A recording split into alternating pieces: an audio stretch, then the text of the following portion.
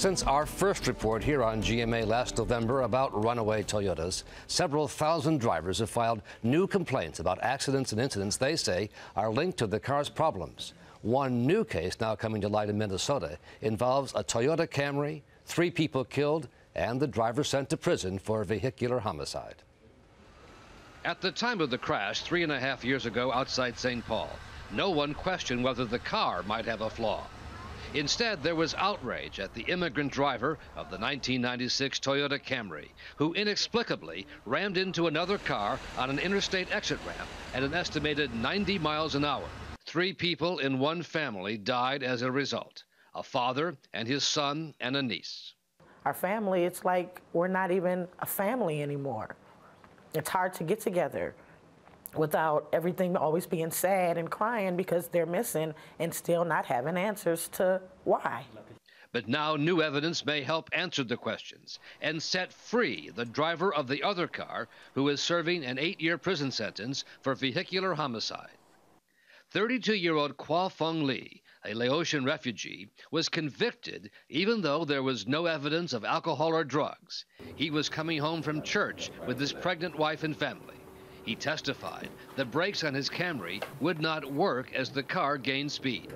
I stepped on the brake, then nothing happened, and I yelled to my family and yelled that brake is not working. The jury did not believe Lee, but what they did not know was that some 1996 Toyota Camrys had been the subject of this earlier recall for unintended acceleration that can increase the potential for a vehicle accident. Now that we know what we know, I promise you there are jurors out there in the criminal case that are just shaking their heads saying, finally, something makes sense. And government records show at least 17 complaints of similar problems with the same model Camry. Sudden acceleration, unable to stop, had to crash into a tree and another vehicle to stop. You're thinking about all of this? Is there an anger somewhere? When I think about this, I feel very, very sad.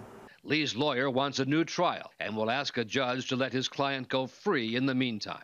There was a terrible wrong done here, and there's an innocent man in prison. And he's always, from the day this happened, has always maintained it was the car. The family of the people killed in the accident agree, now demanding answers from Toyota. Because in my heart, where I feel now, it wasn't his fault. I need to know what happened, why. I don't have my brother, my nephew, or my daughter anymore. And I'm not satisfied with just the fact that he's in jail, and I haven't been since the day that it happened.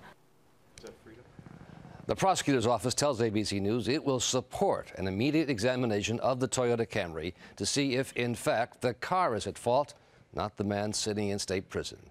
Toyota says it has no comment on the case because it could lead to a lawsuit brought by the victims' families.